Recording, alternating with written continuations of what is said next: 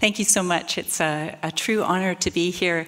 I should say I have been involved with aquariums for about 30 years, and I think it's such an honor to be in a global forum because I know the power of aquariums to put issues on the agenda in a real national and international and personal way. So I really appreciate the opportunity to speak with you. And what I wanted to do first off is to really ask you a question, which is this one. How do you feel when you think about the environment? And what I'd like to invite you to do is to just turn to the person beside you and just share how you feel.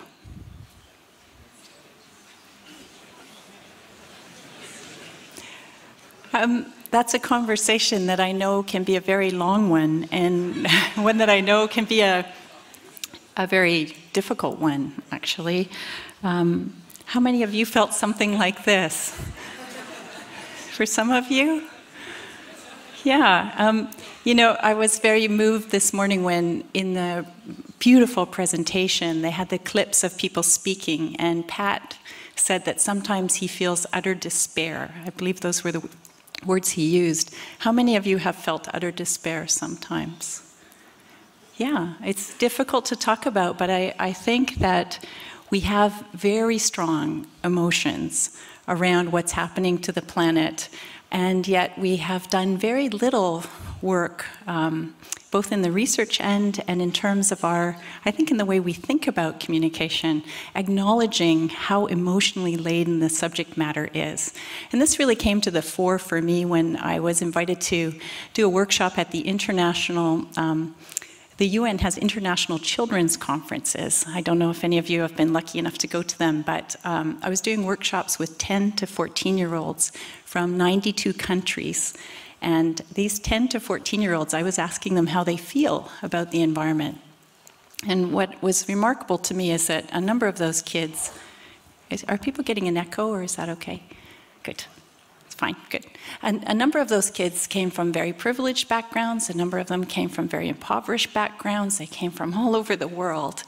And yet they were very quick, even in languages that were not their first language, to talk about how deeply they felt about things. And the words that came up, despair, grief, anger, a lot of anger at adults, to have put them in the world as it is now, in the place that the environment is in. This comment from an 11-year-old girl from Botswana, dread. So that really got me very captivated with this idea of what do we know about the emotional landscape of our involvement with these very heavy, very honestly worrying subjects. And so I was invited to speak at the World Environmental Education Conference, and we found the same thing amongst environmental educators. Really strong feelings of worry, concern, not knowing in some ways how to handle this subject matter, because they feel like when they stand there and they talk about the Earth's decline, you know, how do we do that in a morally defensible way with adults and with children? So what we've been trying to do is take a look at what research actually exists out there, and I just wanted to share some of that with you. There really is growing evidence that children and adults are feeling, a number of them, overwhelmed and hopeless about the state of the environment. David Sobel, who some of you will know from Antioch University, he was one of the first ones to try and put a label on that. And he was talking about this concept of ecophobia. And what led to his work was he was doing environmental education programs in New England in the United States. And what they found was that students in grade 4 who had no involvement with an environmental education project actually felt more committed and involved with the environment than students who had just gone through a whole environmental education program. And the reason, as they explored that more fully, is that the ones who had gone through the program felt so discouraged by the state of rainforest destruction that they didn't really want to be part of this kind of movement. So this issue of ecophobia, feeling overwhelmed by something that is too big for you to get a grip on, too big for you to feel like your individual effort would contribute to. Other people have been looking at environmental grief, Kevorkian, her work is with environmental scientists and talking about what happens to a scientist who, as Camille was talking about, has spent their life looking at a data set and watching it decline. Environmental depression. I had the pleasure of working with Albert Zeyer at the University of Zurich. And Albert used to be a medical doctor before he became an environmental education researcher. And he was working with high school students in very wealthy parts of Switzerland. And what he found with those students was that when, at first, if they were talking about the environment, they could answer all the questions very clearly. They understood trophic levels, they understood nature cycles.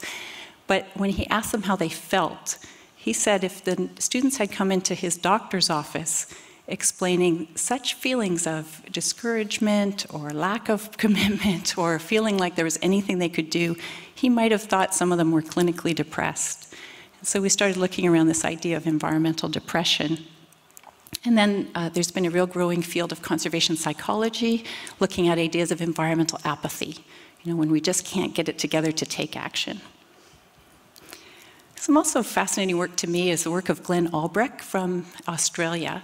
And what Glenn says is if you can't name something, it's really hard to talk about it. And what he's been trying to do is give names to the kinds of environmental emotions we're actually experiencing. So solastalgia is a term that refers to a form of homesickness when you're still at home and everything's changed.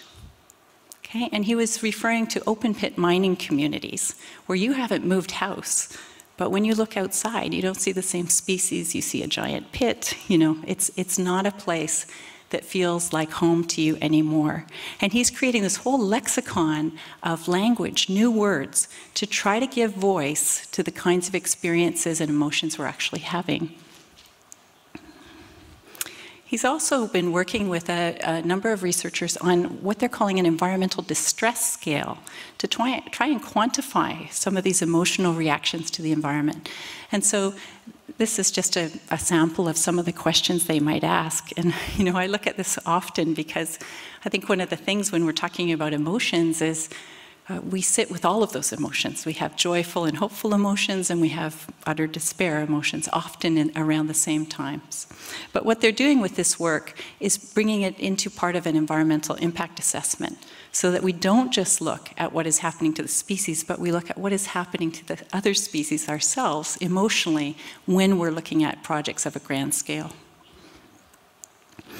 So I contend that I think it's the urgency. When I listened to Camille's presentation, which was wonderful, I look at that and I feel urgent. How many of you feel urgent? That urgent things must be done on the planet.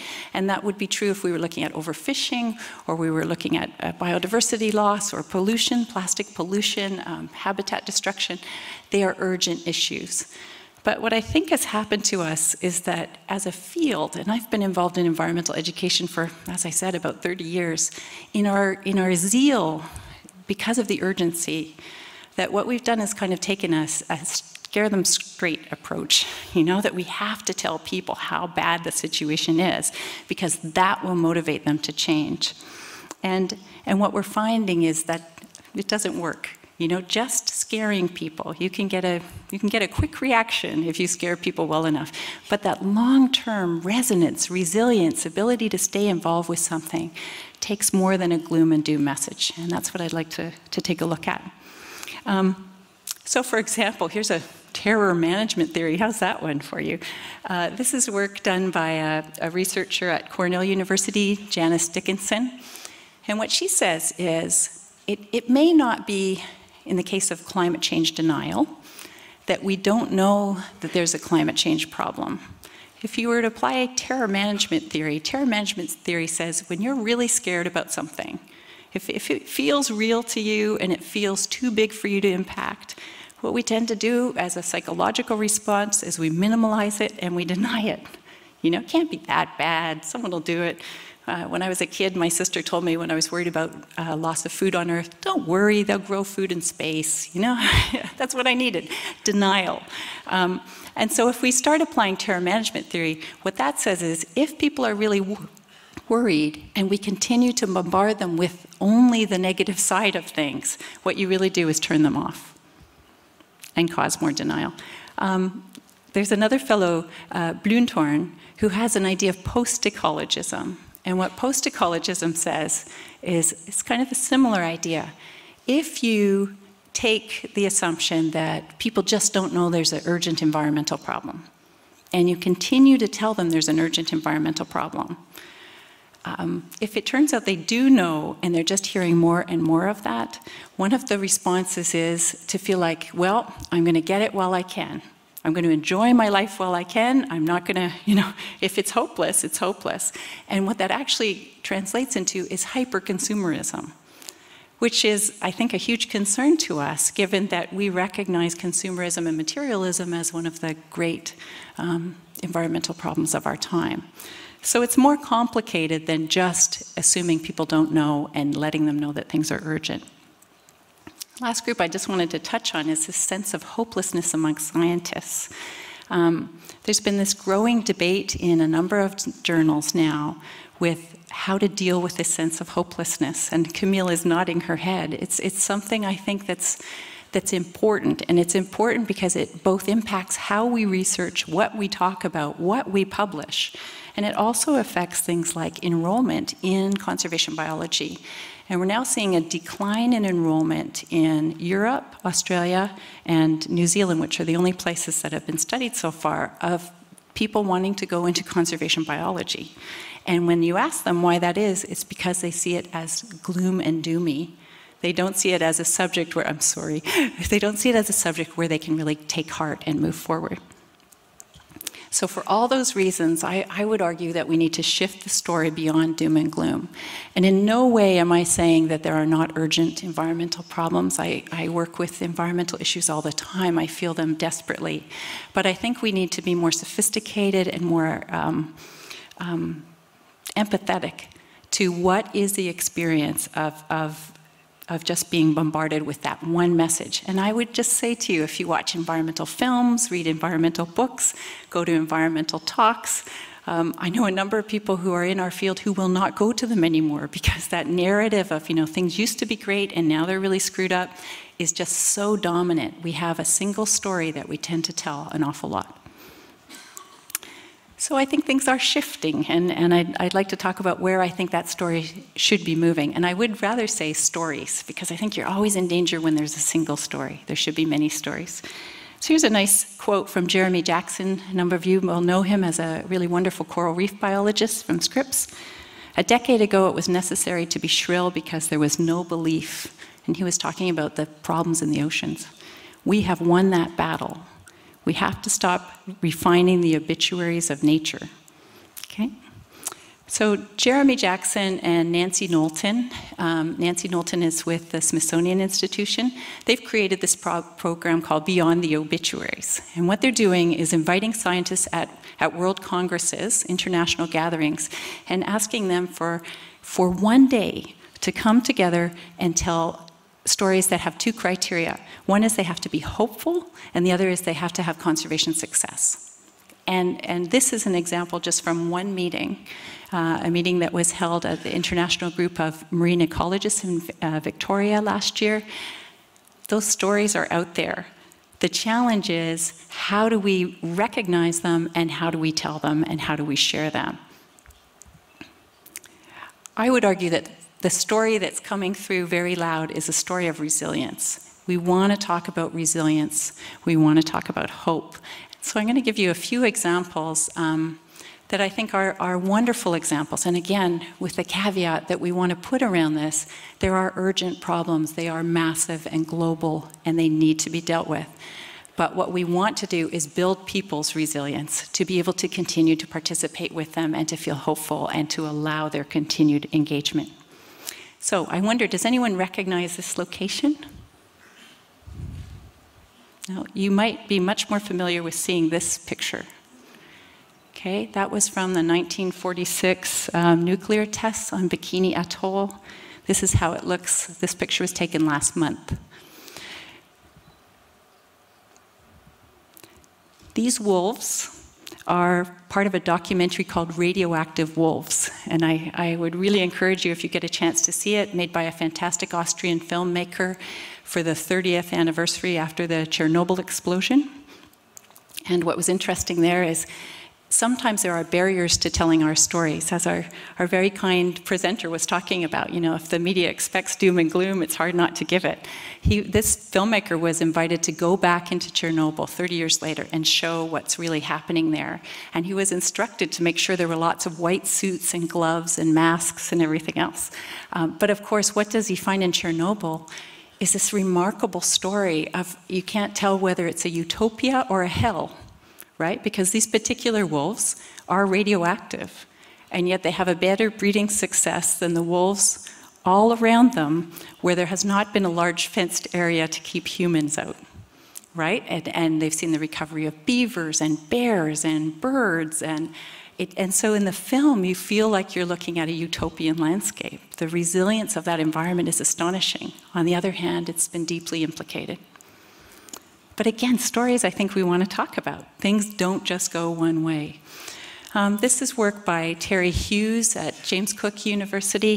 There was the International Coral Reef Symposium, many of you probably went to just last month. We tend to talk about, you know, things going all one way, but then we have these interesting examples where, in this particular case, we know that baby fish are much more likely to be affected by a higher acidity in the oceans.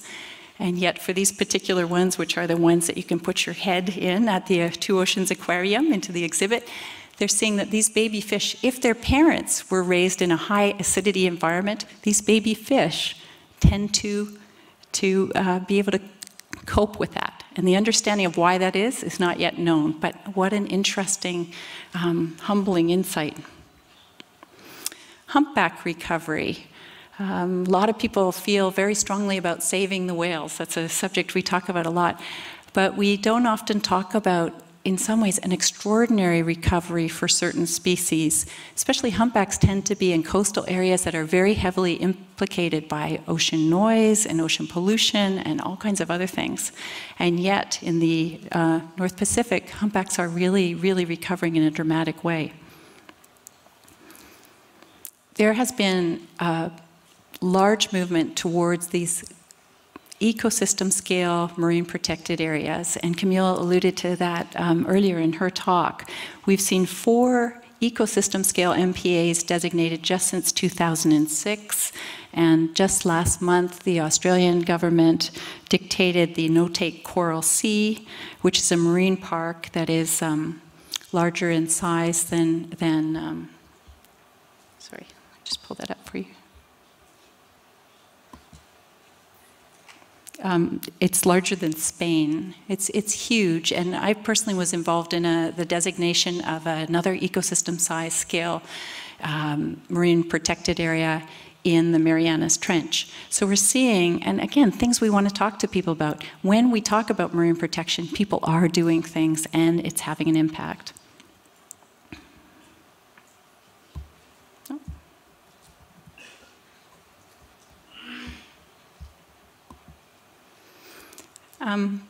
This is a story I think is really interesting, and this idea of more fish, bigger fish, fast.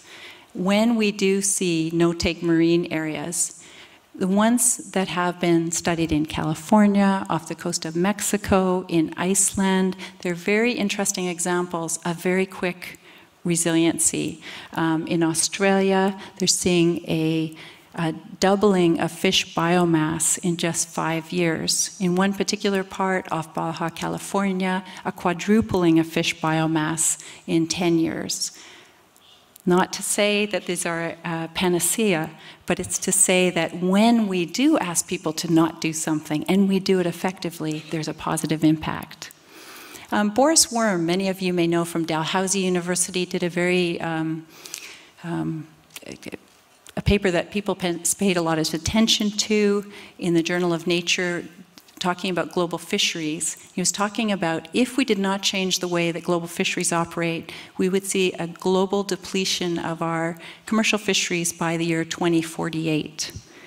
Boris has gone back now, a few years later, and looked at what is the response as global fisheries are evolving and changing.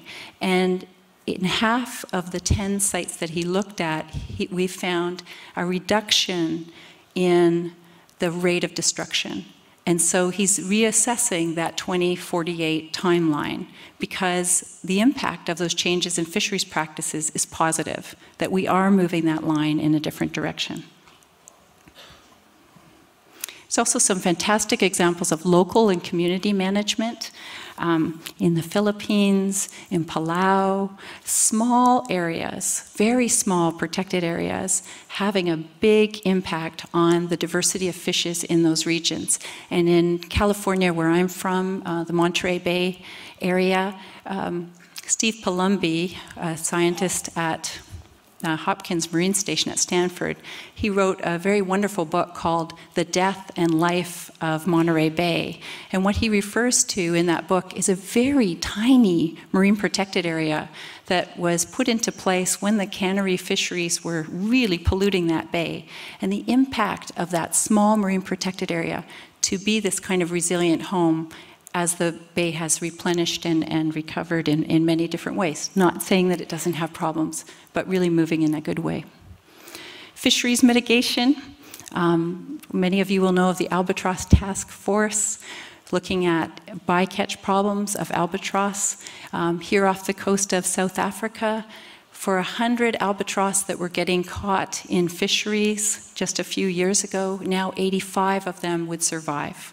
We're seeing no deaths now from fisheries mitigation practices have resulted off of Chile. We're seeing similar kinds of actions in other places. So when we tell people about the problems of albatross, we need to also talk about what's moving forward.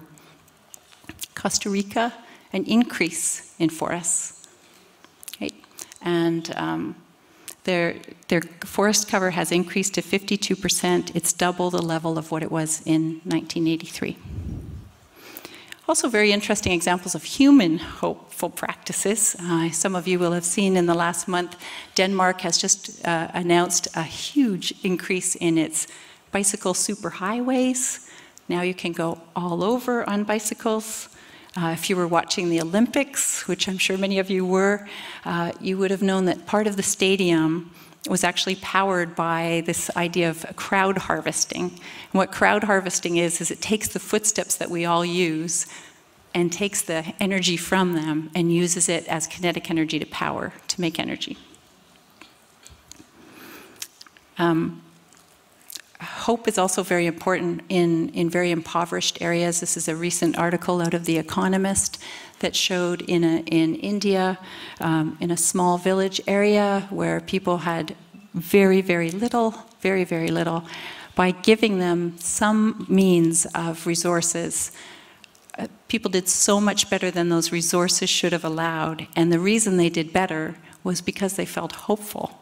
They felt like that resource gave them a chance towards a better future, therefore they worked harder, the cases of depression went down. So even small directions in a positive way can have a big impact.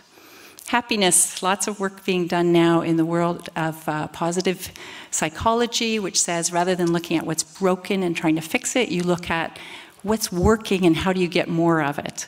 And I was just at the UN conference looking at hope and well-being as a new economic paradigm, no longer a fringe idea. It's an idea I thought I wouldn't live to see, but 68 countries and many leading economists, they are looking at genuine progress indicators and ways that we look at happiness and well-being as being an important part of our economy, how we operate.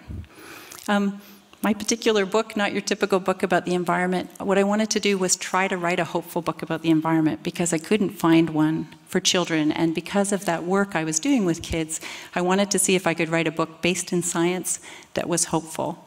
And I mention this response because what it shows, I think, is that there's a real hunger for ideas that put people in a positive direction. I think we're living in times that change, and when I mentioned Boris Worm and how we went back and looked at that study, again, because our world does change. Jeremy Jackson talking about being shrill 10 years ago and now wanting to move beyond the obituaries, right? Because he said our journals are about just writing about what's being lost. Instead, why aren't they more like medical journals that talk about what advances we're making? This idea of post-normal times, How many of you have had this feeling like you are just bombarded by information, you no longer know who to trust, you just feel like what you used to hang on to, you can't really make sense of anymore? Have some of you had that experience? Post-normal times, yeah, is this idea that we have access now to so many ideas. And so if we just, again, keep telling people one particular story, it's not a story they can hold on to. There's too many other things competing for their attention. And I just wanted to show you this world internet usage. Look at the rates of increase in some of the countries that we're talking about over the course of this conference.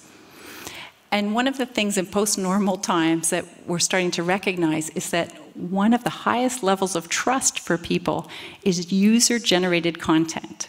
It's not the old authorities we cling to, governments or sometimes perhaps not even scientific institutions. It's what other people tell us, user-generated. And I think in Camille's point about citizen science, I think there's a real resonance here of wanting to trust other people that are just like you and be engaged in something bigger than yourself. And so I just wanted to show you a few interesting examples here.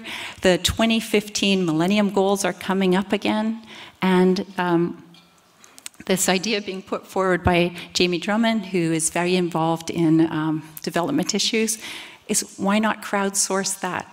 What would be the issues that we would put forward if we didn't leave this to a panel of experts only, but we asked people?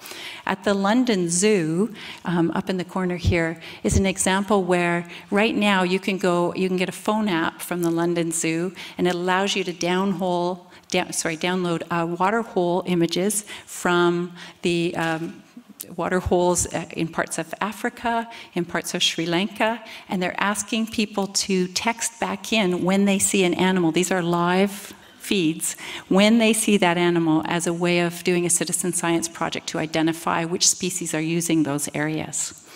And I put a picture of humpback whales there because Fred Sharp, who has done so much of the work with bubble netting humpbacks and looking at tool use in humpbacks, he believes that the reason humpbacks are so resilient is he thinks they crowdsource.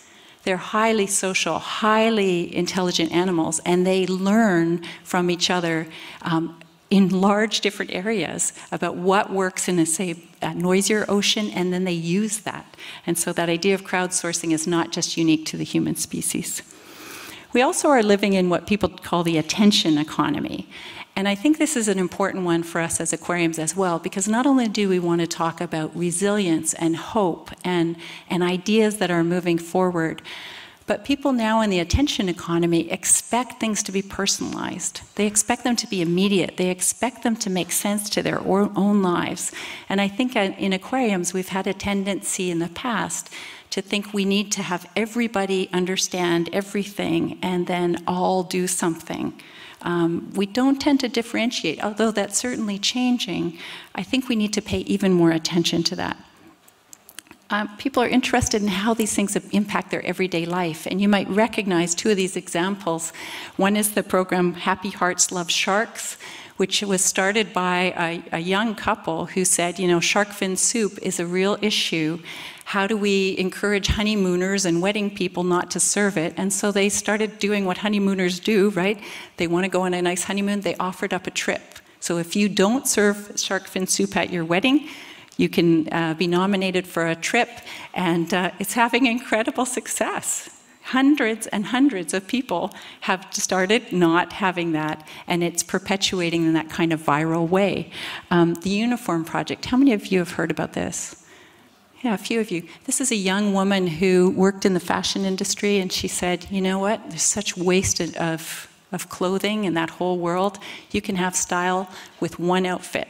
And so she made herself a black dress, and she took a picture of herself. She made seven copies of it so she could wear a clean one. But she took pictures of herself, very beautiful pictures, over 365 days of wearing the same dress, and people would donate things she could wear with it. This has become a huge viral copycat thing. Maternity, people doing it with maternity outfits. But it gets this message of anti-materialism, anti-consumerism, sustainability in a way that is fun and connected to ordinary lives. So the message there is make it tailored for me, make it immediate, make it accessible, make it real. We mentioned the work with the aquariums, an empowerment evaluation with 40 aquariums across the US. This is a 3-year project. And in an empowerment evaluation, what you do is you ask people to make it real, make it connected, make it about them, to set their own pledges at an institutional or individual level of how they're going to communicate climate change in the oceans. What came out of that work was, again, that movement towards people are interested in climate change, but regional differences. So in the Pacific Northwest of the United States, for example, people are very engaged in ocean acidification. Off the coast of Florida, they want to talk about sea level rise. So that necessity of looking at regional differences. Also this movement of the scale of the problem. In aquariums and zoos and science centers, we often think about individual behavior. We try to change individual behavior. But what I think the attention economy and post-normal times is telling us is that people want to know that they're part of a bigger thing, part of a bigger community, that their action is part of a bigger action. And certainly with children, the work that we've done looking at environmental grief with kids is one of the best ways to help kids is to let them know they are part of a community of adults that is doing something, that they alone are, it's not up to you to change the world, that it's a collective. Just wanted to show you a couple of interesting pledges. The woman on the right is Lori Moreau from Alaska Sea Life Center, and she pledged to ride her bicycle to work every day. So that's what she has to do to get out of her driveway in the winter. Pretty passionate. The aquarium in Monterey, the Monterey Bay Aquarium, did a very interesting exhibit, a hopeful exhibit about the environment, about climate change called Hot Pink Flamingos. And one of the other things that's really important in terms of inspiring hope is this ability to have conversation, that it's not just about telling people about climate change, but it's about creating forums for conversation. And that was something that came up through Hot Pink Flamingos, opportunities for staff and volunteers to share their emotions around climate change. Because you can't just have a hopeful exhibit, you also have to have space for the despair, for the concern. And so sitting together and hearing volunteers talk about how much it matters to them that other volunteers also feel worried sometimes, or also don't know what to do, or also feel euphoric when they see something that matters to them. One of the other interesting findings of the aquariums and climate work, and if you would just Google aquariums and climate, you'll see a wonderful website that has all kinds of interesting insights about how to frame climate change communication and the work being done by that coalition. But one of the things that really came up is that in a number of cases, visitors expect aquariums to talk about climate change. So a lot of evaluation coming forward now saying they expect it of us. And yet, again, our emotions, our fear that maybe they don't want that from us is one of the largest perceptual barriers to actually communicating climate change in our institutions. It's like self-censorship because of our nervousness.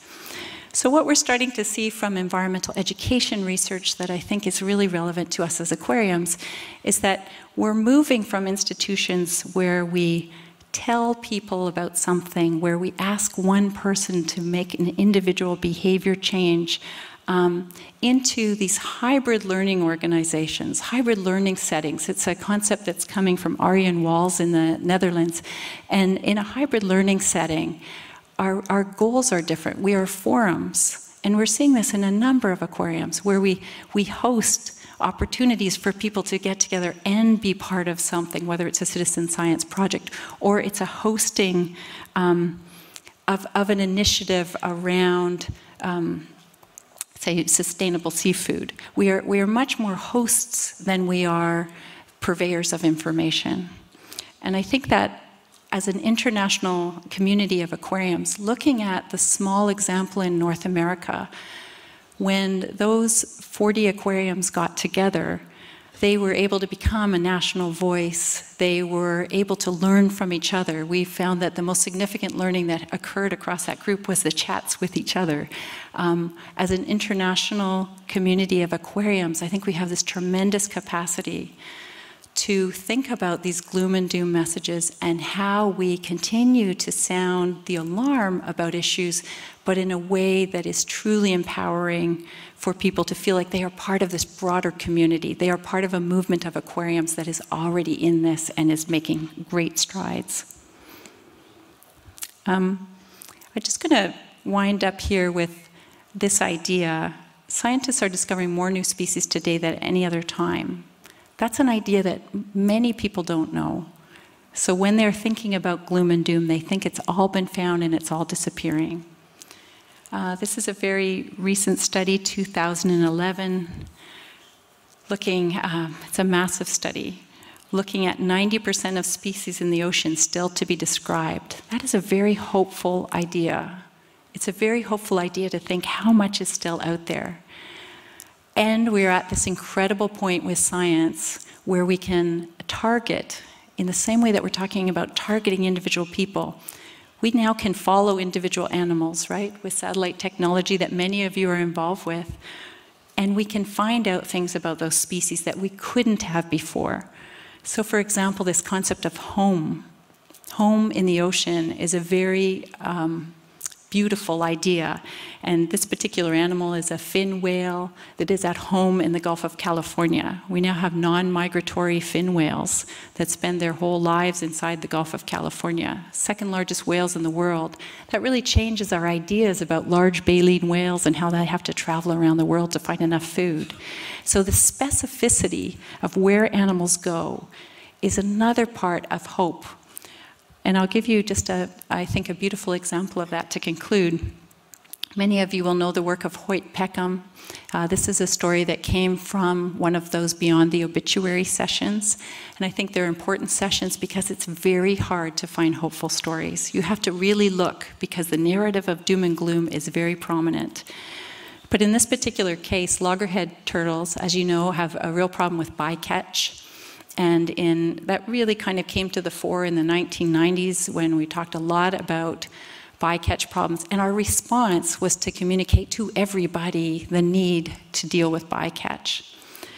Well, what came forward, though, now that we can target things, was a realization that this particular group of loggerhead turtles, they take 30 to 50 years to mature. Right? A very long adolescence. And for that period of time, a lot of their time is spent just in a very small region off the coast of Baja, California. And in just a 50-kilometer strip off of the ocean, they were seeing a huge number of bycatch takes. In fact, just 6 to 8 boats were taking 1,000 turtles a year. Huge problem. But what the solution there, what Hoyt Peckham and his group did, was he used citizen science. He involved those fishers not to be the problem, but how do they become the solution? Because they didn't want to be catching those turtles, but their response was, they can't be endangered if I'm catching this many. But because we know now, because we can follow animals and know exactly, to some degree, where they spend their time, we can make that focused effort. So instead of trying to engage everyone in that community, they tried to engage those 6 to 8 fishers' boats. And the results were really very dramatic. Over a course of a few years, and it's a number of things that they did, they really did switch the fishing practices and made a big positive impact on those turtles.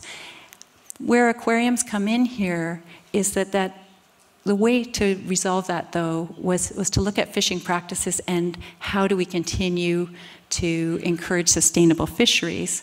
So in this particular case, the changing of fishing practices towards more sustainable seafood choices is also backed by us telling visitors about how a phone app or a card, I know you have them here at Two Oceans Aquariums, how their choices are directly tied back to those particular turtles and issues like that.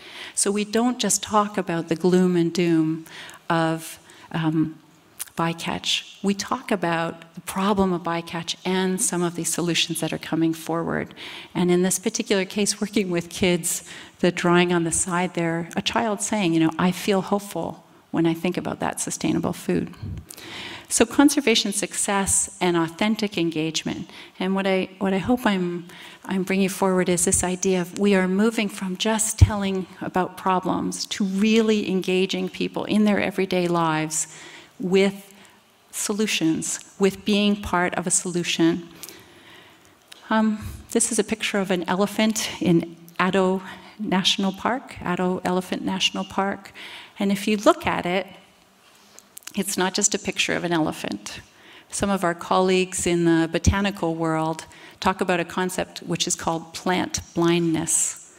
So if you look at that picture and you ask people, what is it? They'll usually tell you it's an elephant, because we don't see the plants. We don't recognize them because for many of us, it's just not something we've learned about. I really believe we have hope blindness. I think it's a problem because when we talk about conservation, we really focus very heavily in our journals, in our popular press, in our programs around the problems. And what I would encourage us to do is to really, my wish, and I think it's good to have a wish, is I really want to create global torrents of hope. I really want for us as a community to, when we meet these young students, as I did over here, and say to them, you know, what makes you feel hopeful about the environment? And to listen to what they say.